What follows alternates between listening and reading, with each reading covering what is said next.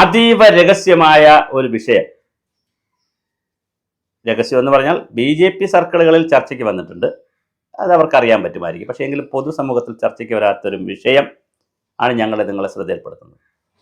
വിഷയം മറ്റൊന്നുമല്ല, ശ്രീലേഖ IPS ഇന്നലെ അവരുടെ ഓഫീസ് തുറന്നു, കൗൺസിലറായിട്ട്. എന്തിനാ ഓഫീസ് തുറന്നത്? അവർ തുറന്നുവിട്ട ഭൂതം വളരെ പർപ്പസായി തുറന്നു വിട്ടതാണ്. എന്തിനാ ഭൂതം തുറന്നു വിട്ടെന്ന് പറഞ്ഞാൽ, ഇനി വരുന്ന ദിവസങ്ങളിൽ കോർപ്പറേഷനിലെ അഴിമതിയുടെയും അഴിമതി വിരുദ്ധമായ, അതായത് നാളിതുവരെ നടന്ന അഴിമതികളുടെയും സ്വജനപക്ഷത്തിന്റെ വാദത്തിന്റെയും മോശപ്പെട്ട അല്ലെങ്കിൽ പിൻവാതിൽ നിയമനത്തിന്റെയും പല പല കാര്യങ്ങളുണ്ടല്ലോ കോർപ്പറേഷനിൽ നടന്നല്ലോ. കോർപ്പറേഷന്റെ മാത്രമാണ് ഈ കാര്യങ്ങളെ സംബന്ധിച്ചും അതുപോലെ അനധികൃതമായ കെട്ടിടങ്ങളെ സംബന്ധിച്ചും ഒക്കെയുള്ള ഒരു മിഷൻ ഓപ്പറേഷൻ ഓപ്പറേഷൻ അനന്ത എന്ന് പറയും പോലെ ഓപ്പറേഷൻ അനന്തപുരി വരാൻ പോവുകയാണ്. ഓപ്പറേഷൻ അനന്തപുരിയുടെ ചുമതല ശ്രീലേഖ IPSനായിരിക്കും. അതുകൊണ്ട് അവർ മത്സരിക്കാൻ പോലും സാധ്യത കാണില്ല. 5 വർഷം കോർപ്പറേഷനെ ശുദ്ധമാക്കിയെടുക്കാനുള്ള രണ്ടാണ് ലക്ഷ്യം. ഒന്ന്, അഴിമതി വിരുദ്ധത പ്രൊമോട്ട് ചെയ്തുകൊണ്ടാണ്. ജനങ്ങളുടെ കയ്യടി എപ്പോഴും കിട്ടുന്നതാണ്. അവർ ഒരുപക്ഷെ രാജേഷിനേക്കാൾ അവർ മുകളിലേക്ക് ജനങ്ങളുടെ മനസ്സിൽ പോകാൻ സാധ്യതയുണ്ട്. ഈ കാര്യങ്ങൾക്ക് മുൻതൂക്കം കൊടുത്ത് അവർ പണിതാൽ, അല്ലെങ്കിൽ അവർ അതിൻ്റെ ലീഡറായാൽ, നേതാവായാൽ. 2, കോർപ്പറേഷന് വരുമാനം കൂട്ടുക.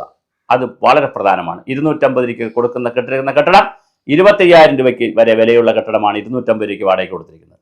മാത്രമല്ല, ഒരുപാട് ആളുകൾ അപ്പൂപ്പൻ്റെ അമ്മൂമ്മയുടെ ഒക്കെ കാലത്ത് കോർപ്പറേഷന്റെ കെട്ടിടങ്ങൾ വാടകയ്ക്ക് എടുത്തതിന് ശേഷം അവർ ബിസിനസ് നിർത്തി അത് ലീസിന് കൊടുക്കാൻ പറ്റത്തില്ല, ഉയർന്ന വാടകയ്ക്ക് മറ്റുള്ളവർക്ക് കോർപ്പറേഷൻ അറിയാതെ കൊടുത്തിട്ടുണ്ട്.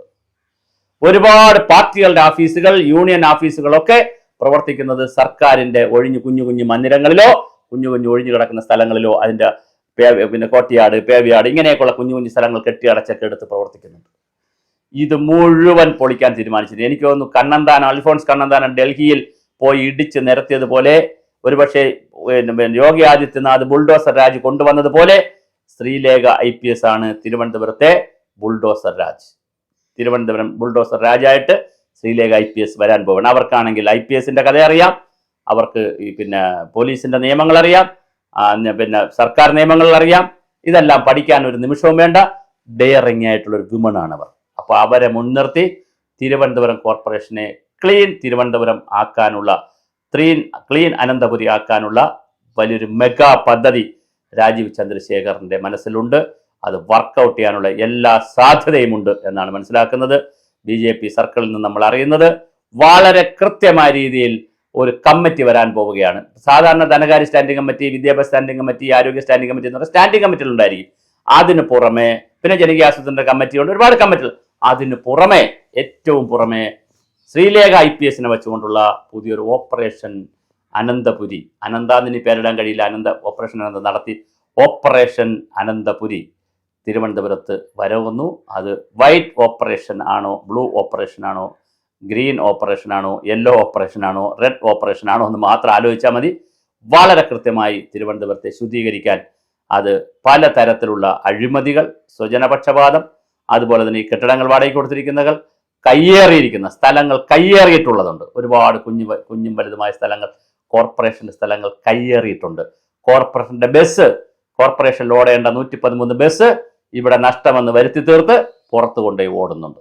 അത് അമൃത പദ്ധതിയിലും അതുപോലെ JNNRUവിലും ജവഹർലാൽ നെഹ്റു അർബൻ റിന്യൂവൽ പ്രോഗ്രാമിലുമൊക്കെ കൊടുത്ത ബസ്സുകളാണതൊക്കെ. അതെല്ലാം സ്മാർട്ട് സിറ്റിയിലുമൊക്കെ.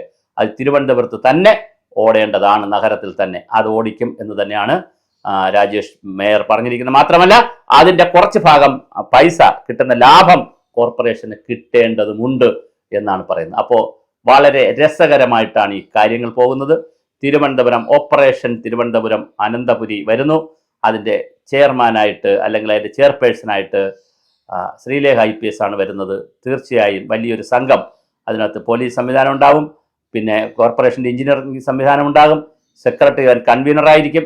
അങ്ങനെയുള്ള വലിയ ഒരു സമിതി കോർപ്പറേഷനിൽ വരികയാണ്. ആ സമിതി ആയിരിക്കും ഇതിനെ മൊത്തം പൊളിച്ചെടുക്കുന്ന പരിപാടി നടത്തുന്നു.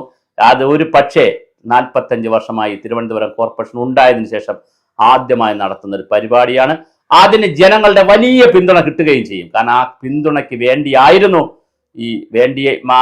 നമ്മുടെ ഈ പ്രശാന്തമായിട്ടുള്ള ഒരു വിഷയം. അത് അങ്ങനെ തന്നെ വരികയും ചെയ്തു. അത് ശരിക്ക് വെളുക്കാൻ തേച്ചത് പാണ്ടാവൂന്നാണ് വിചാരിച്ചത്. പക്ഷെ അങ്ങനെയല്ല വന്നത്. രോഗയിച്ചിച്ചതും വൈദ്യം കൽപ്പിച്ചതും പാല് എന്ന് പറഞ്ഞതുപോലെ BJPക്ക് അത് അനുഗ്രഹമായിട്ടുണ്ട്. VV രാജേഷിന് സധൈര്യം മുന്നോട്ട് ഈ പൊളിക്കൽ പരിപാടിയുമായിട്ട് പോകാം. അത് എല്ലാവിധ സപ്പോർട്ടും ജനങ്ങളുടെ ഭാഗത്തു നിന്നുണ്ട്. ചാനലുകളും ജനങ്ങളും എല്ലാവരും, പത്രങ്ങളും എല്ലാവരും കോർപ്പറേഷന്റെ പിന്നിലുണ്ട് എന്നുള്ളതാണ്. ആ ഒരു അന്തരീക്ഷം, ഒരു എൻവയോൺമെന്റ്, ഒരു സറൗണ്ടിങ്സ് ഉണ്ടാക്കിയെടുക്കുന്നതിൽ BJP ഇപ്പോൾ വിജയിച്ചിട്ടുണ്ട്. അതിനകത്ത് നിന്ന് ശ്രീലേഖ IPSന് മനോഹരമായ രീതിയിൽ പണിയാൻ കഴിയും. അത് കുറച്ച് ദിവസം അവർ വളരെ മനോഹരമായ രീതിയിൽ അതിൽ നിന്ന് പണിത് കോർപ്പറേഷൻ ശുദ്ധീകരിക്കുന്ന ഒരു രീതിയിലേക്കായിരിക്കും കാര്യങ്ങൾ പോകുന്നത്. അങ്ങനെയായാൽ അവർക്ക് ഒരുപക്ഷെ അടുത്ത കോർപ്പറേഷനും കിട്ടാനും, അത് വനിതയാവുകയാണെങ്കിൽ തീർച്ചയായും അവർ കോർപ്പറേഷൻ മേയറാകും. അതുകൊണ്ട് MLA പദവി തൽക്കാലം പോകുമോ എന്നറിയില്ല. കാരണം അതിനകത്തൊരു റിസ്ക് ഉണ്ടല്ലോ.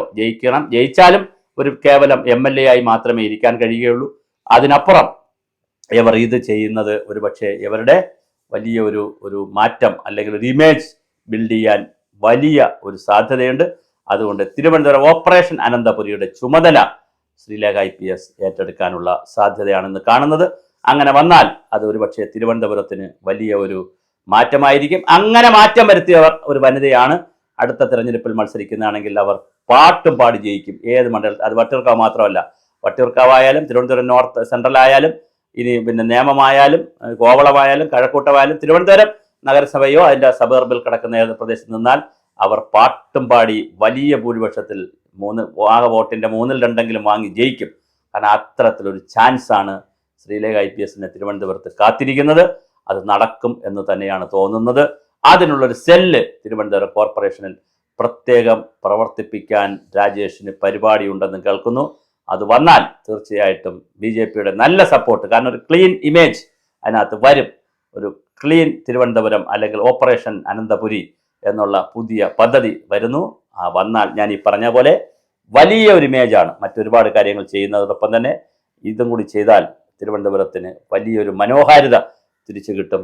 അതിൻ്റെ പണിപ്പുരയിലാണ് ശ്രീലേഖ IPS BJPയും എന്നാണ് നമ്മൾ മനസ്സിലാക്കുന്നത്.